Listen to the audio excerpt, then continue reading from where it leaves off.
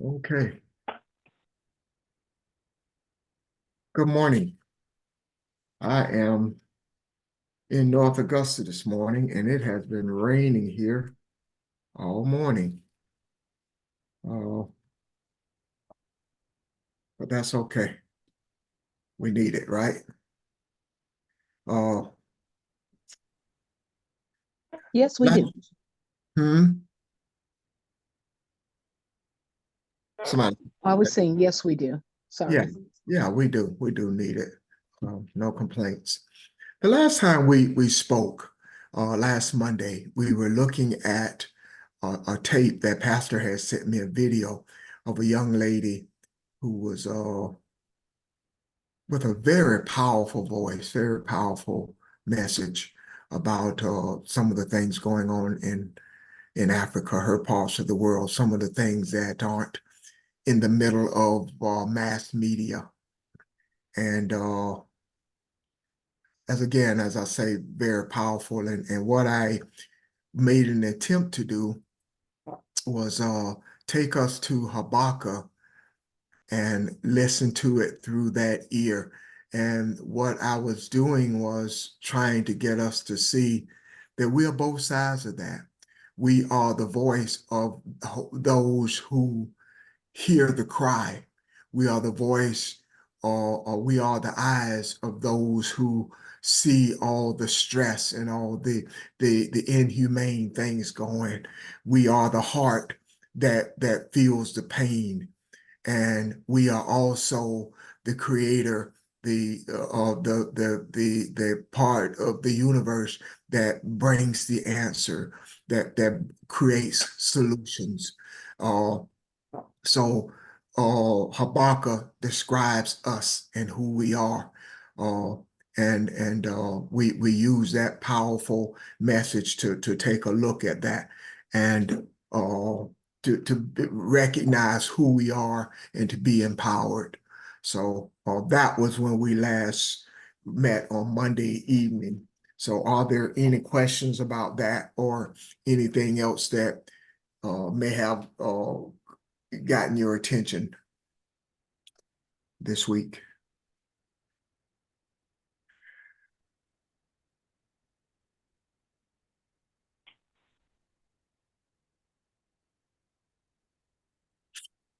Okay.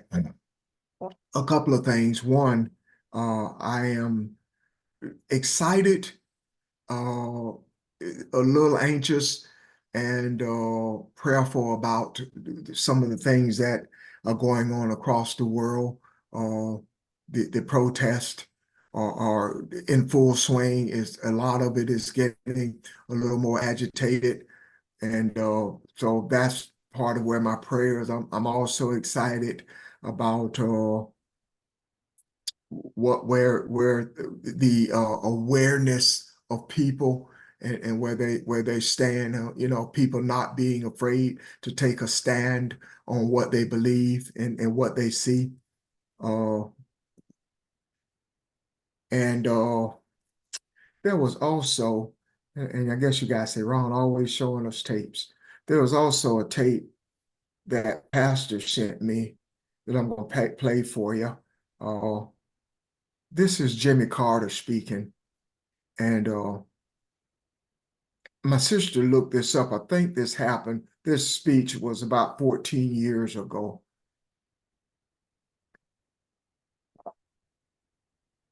If I can pull it up. I seem to always have trouble with these things. Why don't Americans know what you have seen? Americans don't want to know, and the Israelis don't want to know what is going on inside Palestine. It's a terrible human rights persecution that is far transcends what any outsider would imagine. And there are powerful political forces in America that prevent any objective analysis of the problem in the Holy Land. I think it's accurate to say that not a single member of Congress with whom I'm familiar would possibly speak out and call for Israel to withdraw to their legal boundaries or to publicize the plight of the Palestinians, or even to call publicly and repeatedly for good faith peace talks. There hadn't been a day of peace talks in more than 7 years. So this is a taboo subject. And I would say that if any member of Congress did speak out, as I just described, they would probably not be back in the Congress the next term. Who are these forces that you're talking about? Well, there's an inherent commitment in America, which I share as a Christian, of a deep commitment to make sure that Israel is safe. And that is headed on to by the very effective work of the American-Israeli group called AIPAC, which is performing its completely legitimate task of convincing Americans to support the policies of the Israeli government. And AIPAC is not dedicated to peace. They're dedicated to inducing the maximum support in America, in the White House, in the Congress, and in the public media for whatever policies the Israeli government has at a particular time, and extremely effective. So that was done. My sister looked that up. That was recorded 14 years ago, and why that's just surfacing, it doesn't matter, I guess. I guess it is time that was plowed up under the soil and from under the soil and needed to be heard. Well, just continue your prayer, your energies, and your strength in that direction as well. Any questions or comments about that before we move on?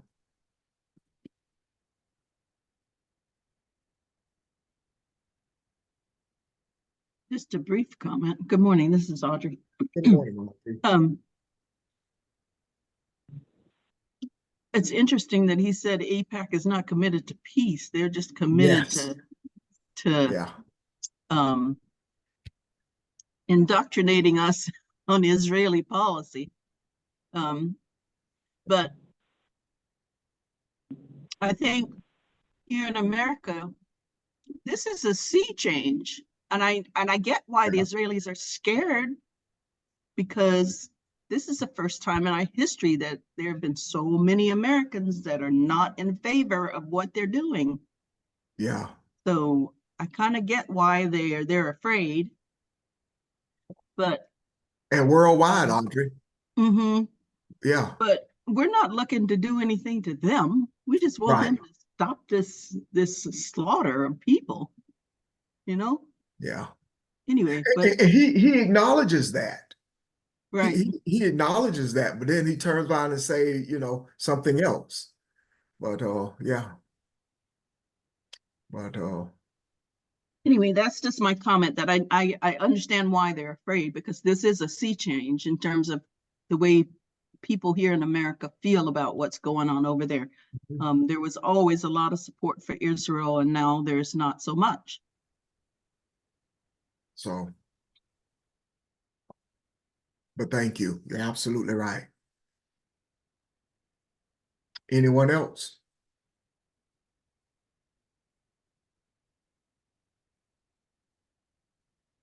Okay. Yeah, good morning. Good morning, Ron. Good morning, George. How are you? Yeah. Good morning, everyone. Yeah, I think in reference to what has been said and what you have played, I feel that when you talk about, what has been going on in reference to the world views, I think it's helpful that we can see that we are actually putting it in the macro to be able to recognize what's happening in the world. And sometimes so much things are just so self-focused where we don't see what's all happening. But I think the principles and what we're talking about in reference to Kemet and the Cushite, as far as reciprocity. And reciprocity talks about what goes around comes around, not in a sense in terms of violence or wanting to get back, but just being able to have those truths that have been hidden, in a way where it's now manifested worldwide. So I think that we are responding to humanity's needs.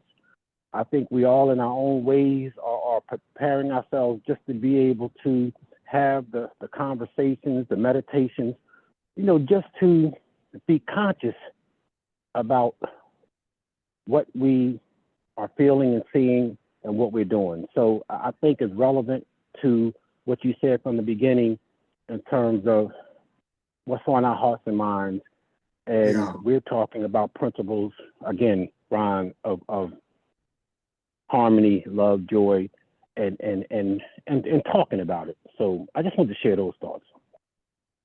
The reciprocity, I George. think, is important. Okay, I'm done. Thank you, sir.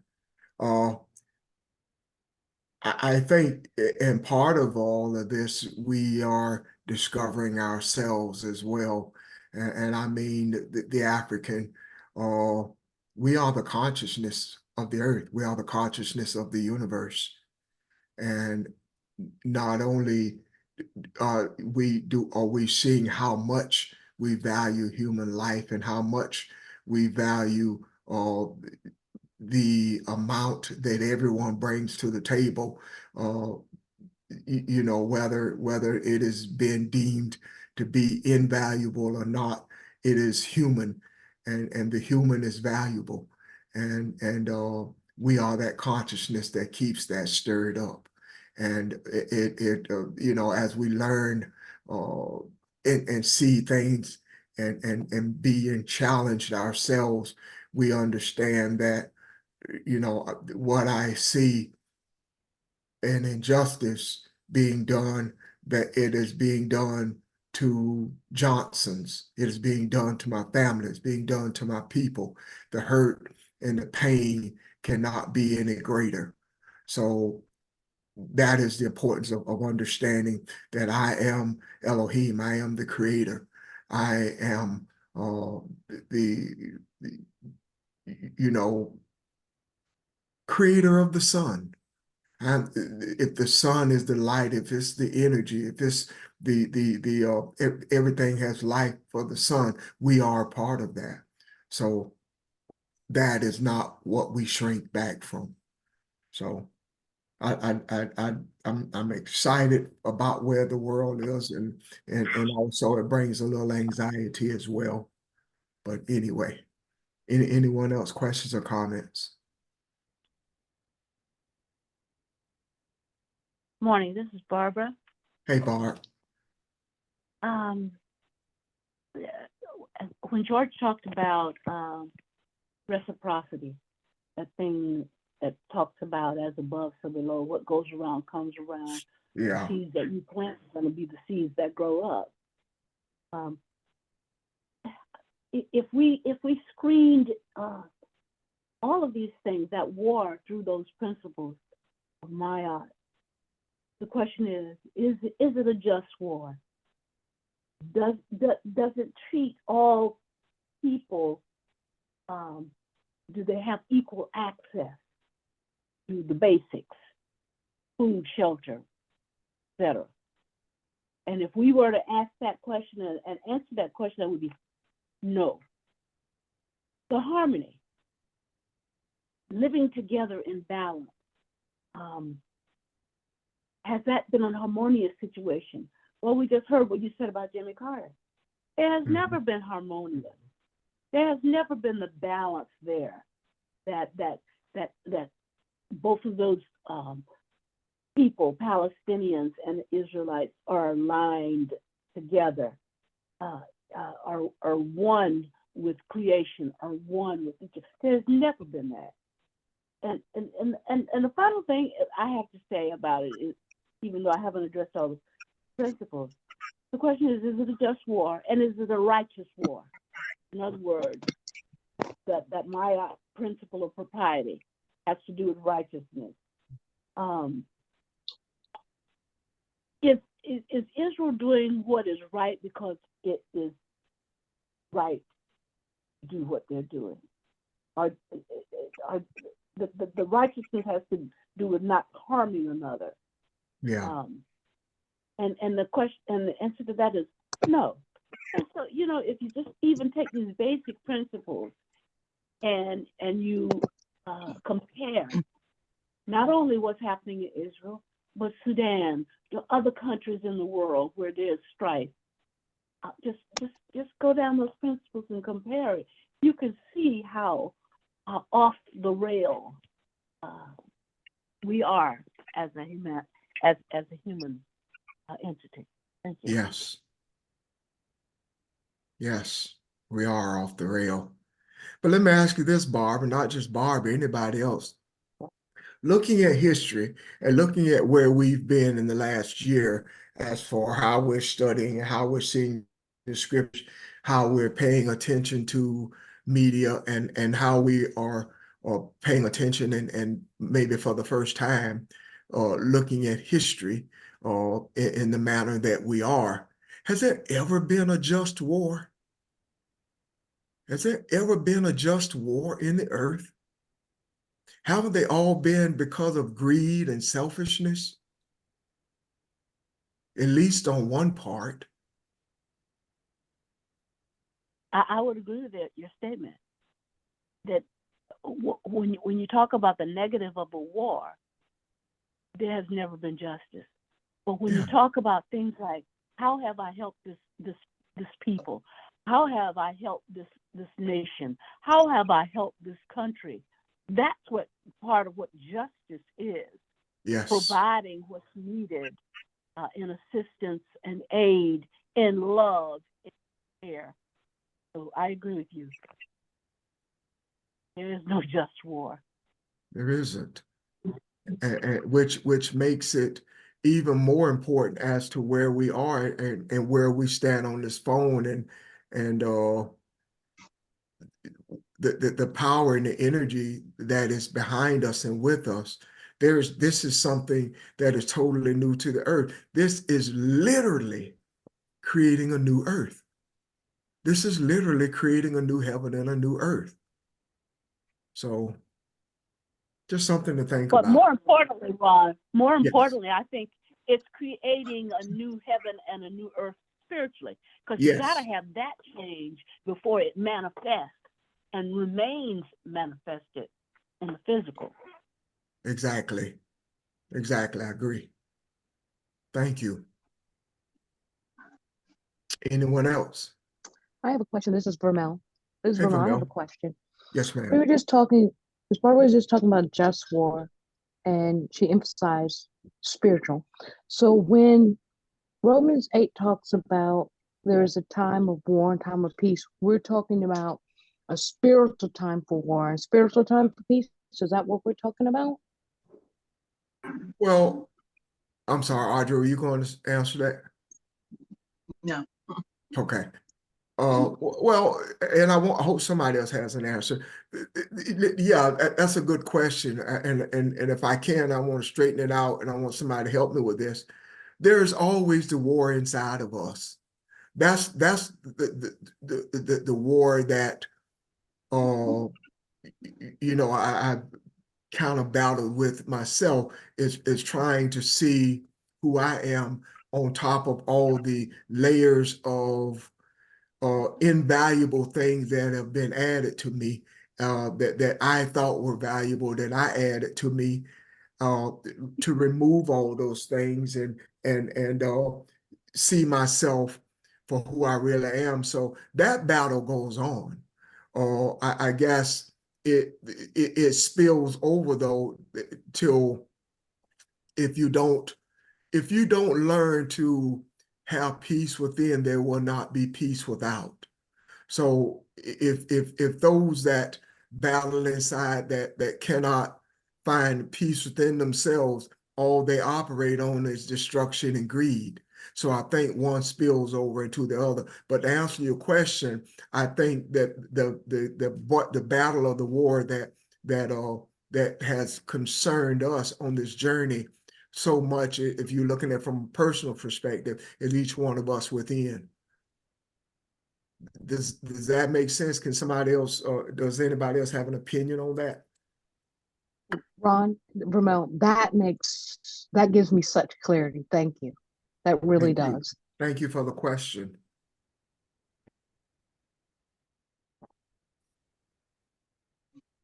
Is there anyone else?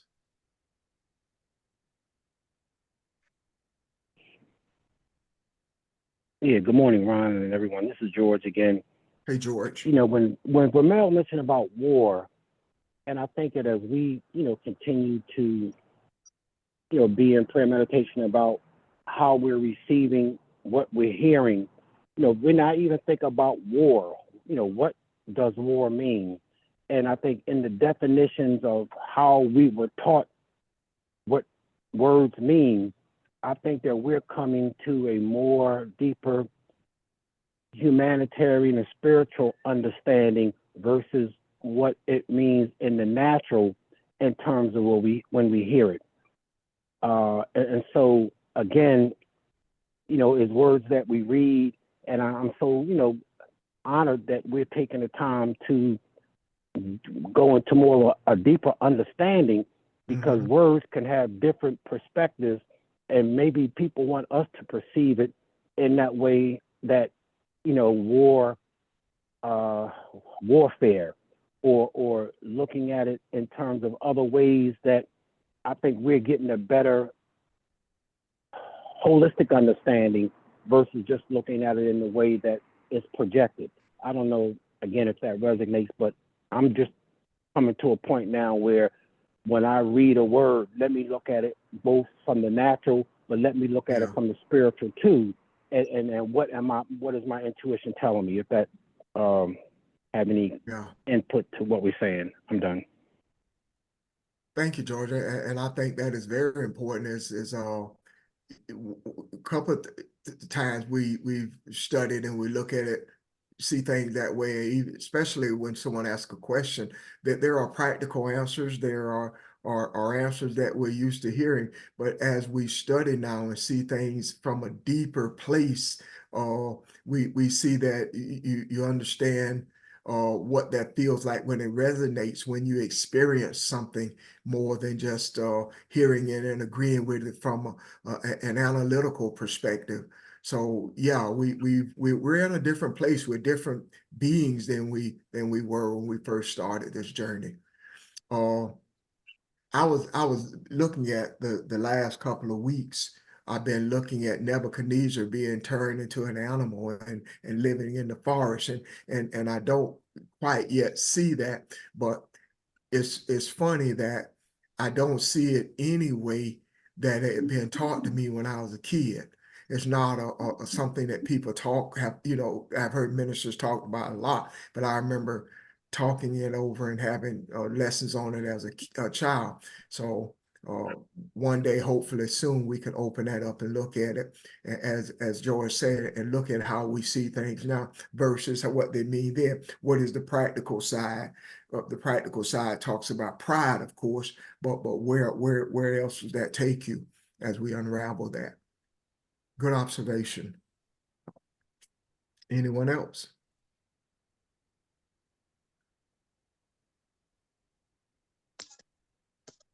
Yes, this is Audrey again. Ron, when you mentioned Nebuchadnezzar just now, isn't that the same thing as you were saying before, the war within ourselves? Yes. Yes. Because the Creator was trying to tell him something and he was resisting it. So he had a huge war within himself. Within himself, yeah. Yeah. I'm done.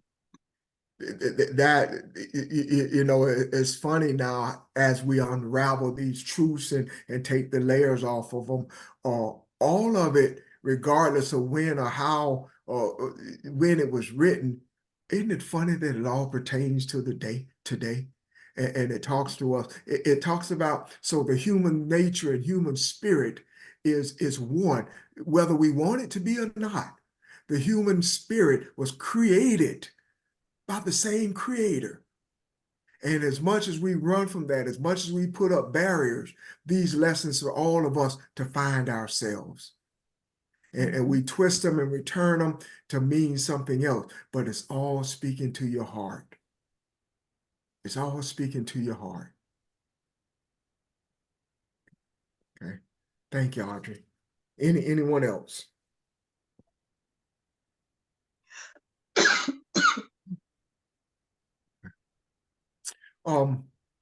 I want to share something with you. I had a conversation with a friend of mine this week. A guy, he's a white guy, right? But from the first day I met him, he and I became friends. And he's an educator, and I don't want to mention his name because somebody might know him, but he is extremely frustrated. He's voiced this before, but yesterday I sat down and I listened to him, and we talked for quite a while. And he's talking about his whole conversation from the first time we started talking about this some months ago is about black men, black young men.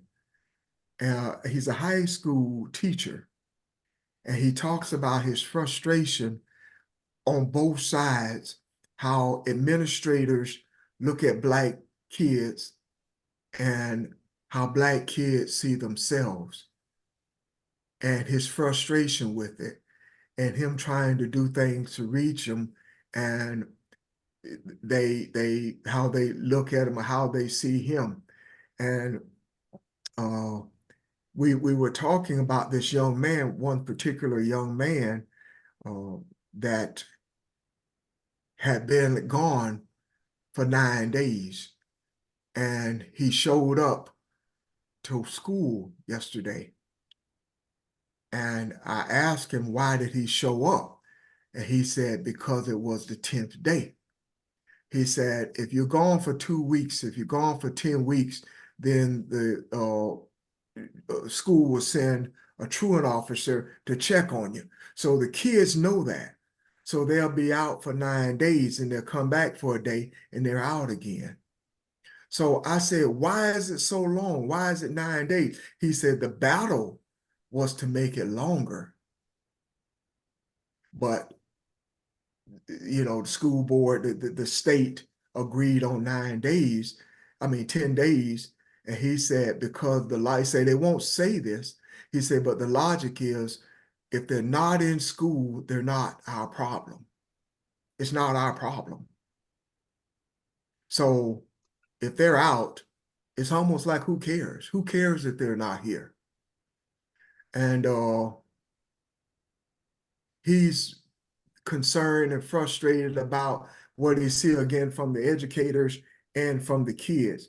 And as I listened to him, he was saying that there are a couple of books he's reading on the history of the country and race relations, and how all of this got started. And we got into a conversation that this got started long before there was an America. And we talked about some books and whatnot, but I left the conversation feeling encouraged. I don't know if I helped him feel encouraged, but I felt encouraged. I felt encouraged because not only did he care, but in the conversation, I saw progress. I saw movement. I saw the energy being stirred up. And I left there feeling gratitude. I thought it was an interesting conversation. I thanked him for it. And I'm sure it's something we will talk about again. But I think those are the times we're in. I think there's energy out there in the air that people that are aware or have their antennas up can be a part of something beautiful to help bring balance to this thing, if that is your desire. But I was encouraged by my conversation with him yesterday.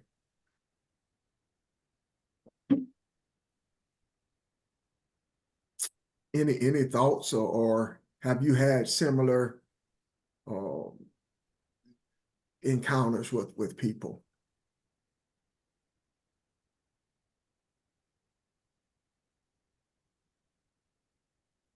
Okay. But thank you. That's just something I thought I'd share with you. I want to look at something I want to look at something. Does somebody have a question or comment?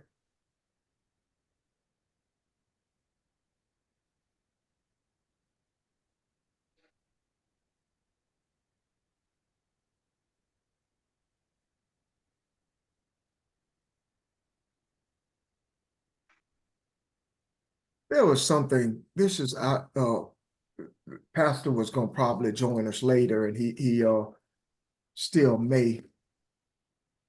But there was a verse that he brought up to me that I am excited about.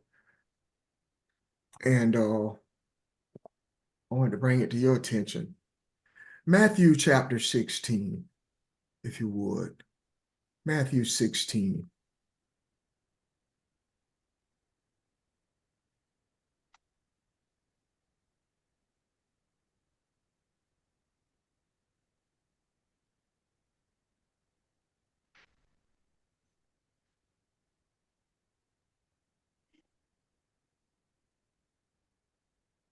And I'm going to read this. I want to concentrate on verse 18.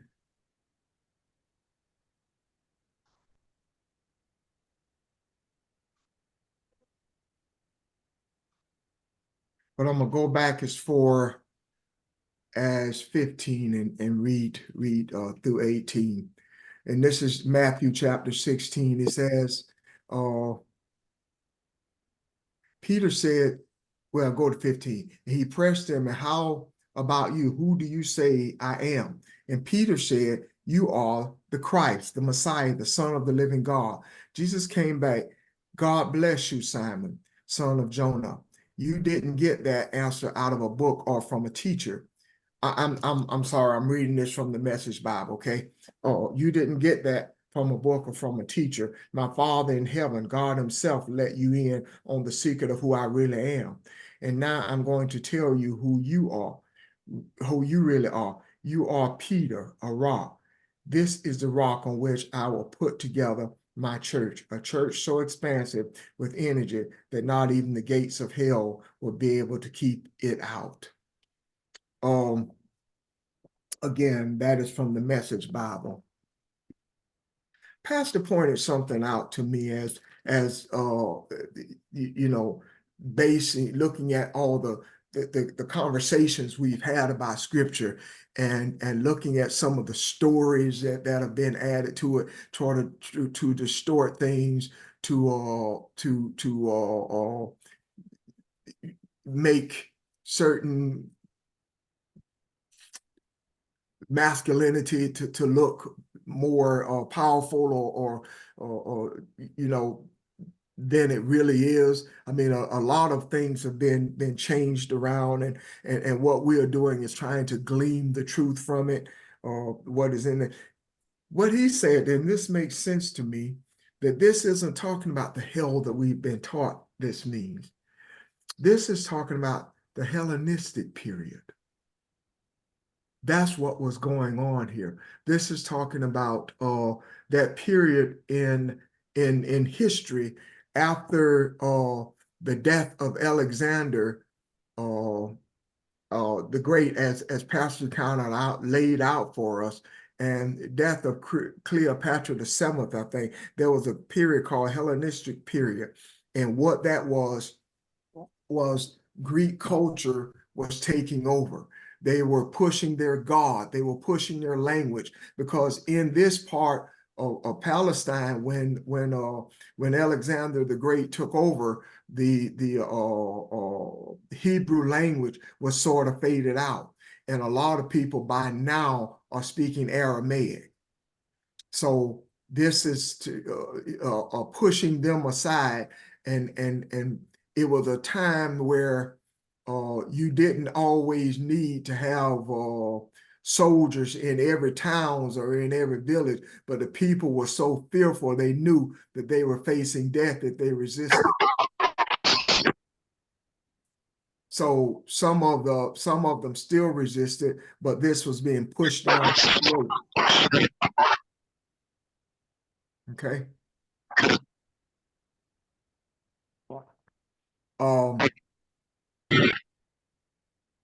This was doing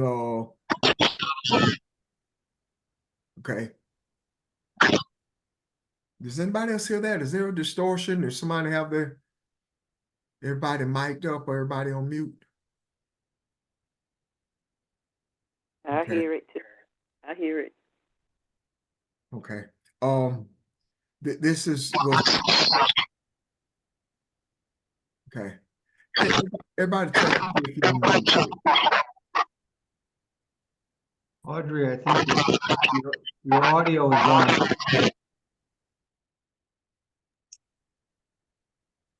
Okay. I think we're good now.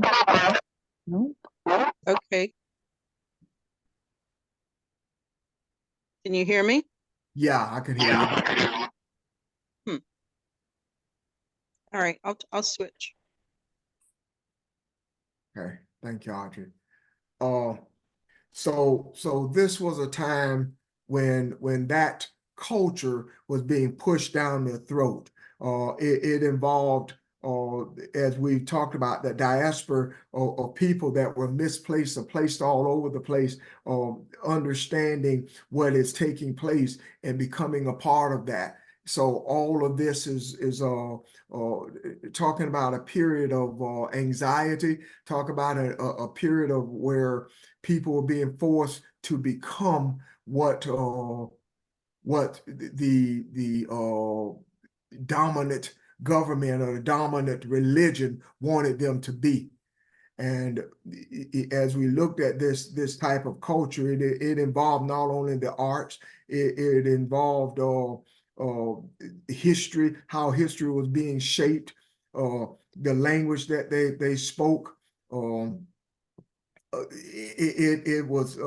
It was seeking to push away everything that was non-Greek.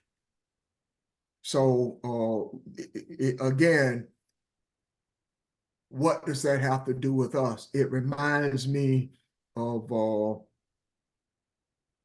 where we are today, whereas you see the effort being made to push away the history of the African, to push away our culture and who we are, to make us believe that you are inferior, that you are not as good as, to make us see or believe that you are not as smart, that you come from a place that brings no value to the world. So it just speaks to, again, looking at this and seeing who we are now, there really isn't a whole lot of difference in the world. But I just thought that, and there's a whole lot more in this he saw, but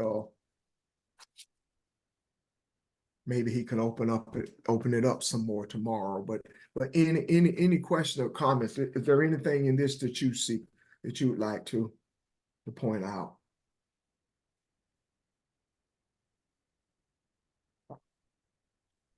Ron, Barbara again.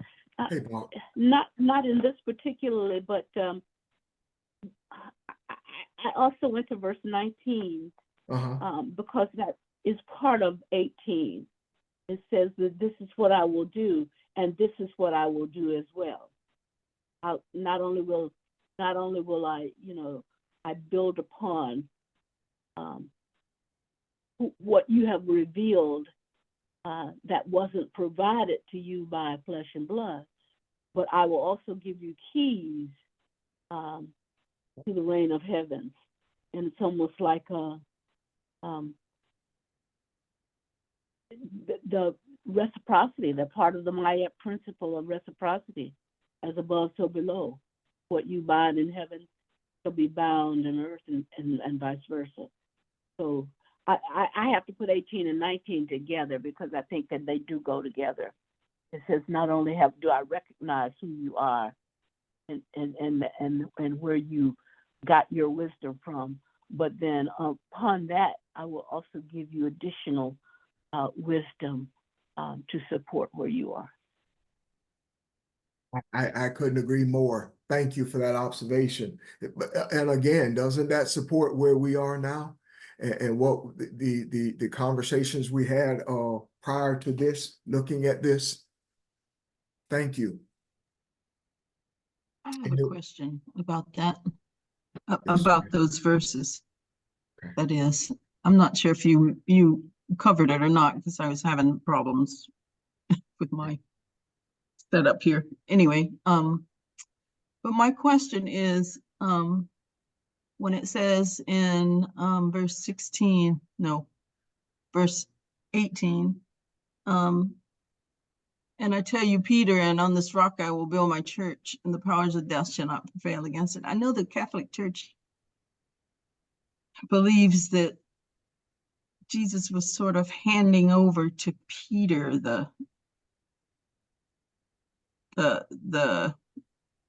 I mean, like passing the baton to Peter. But is that really what that's saying? Is what he builds the rock on, is it Peter, or is it the fact that we can all have a relationship with the Creator ourselves?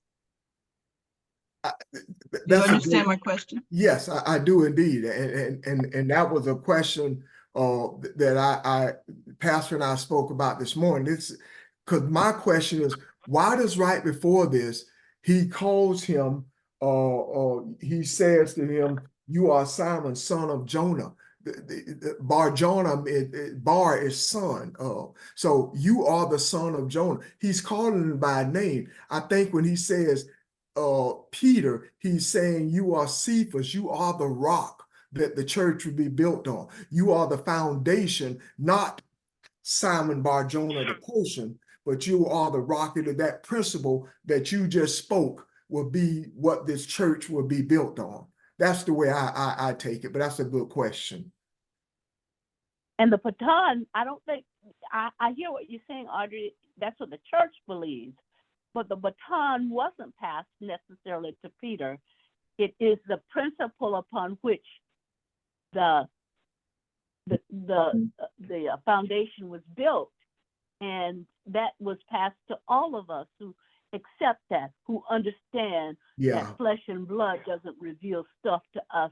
It is the spirit. It is the spiritual understanding of who we are that makes us foundational to the thoughts and the ideas and the concepts about the Creator and who we are as creators as well. So it's to all of us.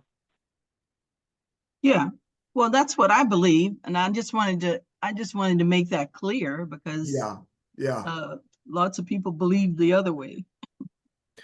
And take it a step further, Audrey. Look at what the rock is. He says, you are the Christ, the Messiah, the Son of the living God. In other words, to me, that's all of us.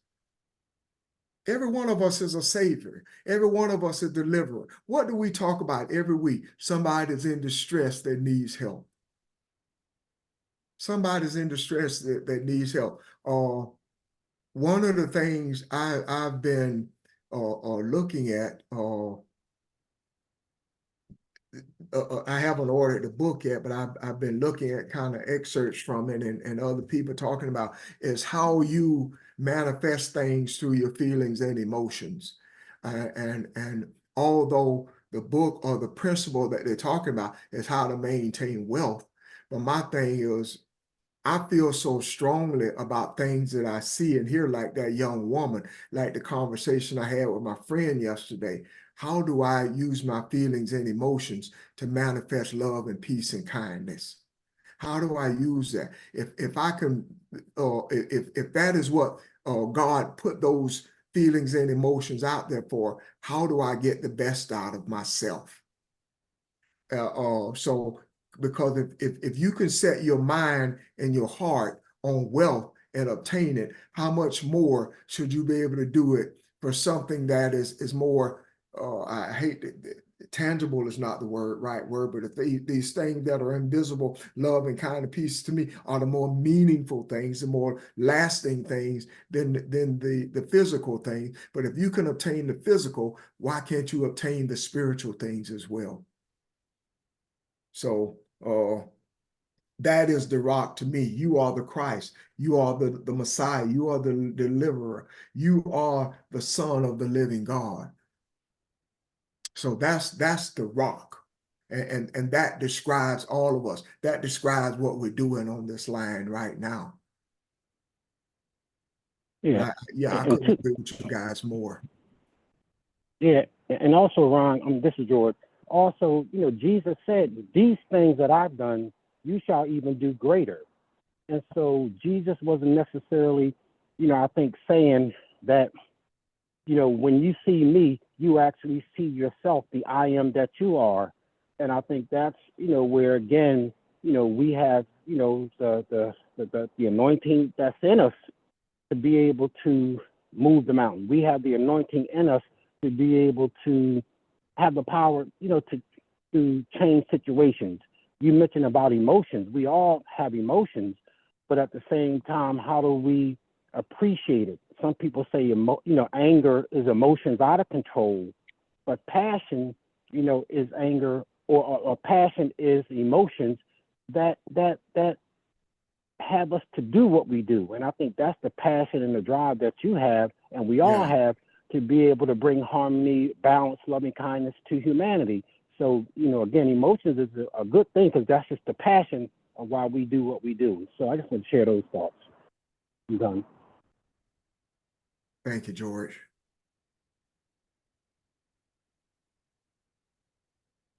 So I got excited when he showed me that. Of course, Pastor sees more than I've said here. I saw what he was talking about, and I was excited to look at it. But I thought he, but if he comes and wants to open it up again, I'm sure there's so much more that he sees there. But anybody else with anything?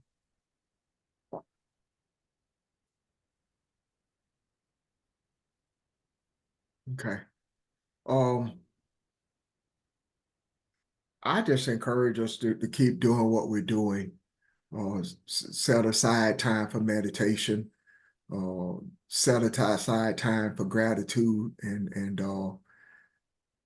who we are. We pay attention to what's going on around us, and stay the course.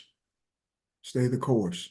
And I don't have anything else. I want to keep you just to be on the line. But if there are no more thoughts and questions, that's all I have for today.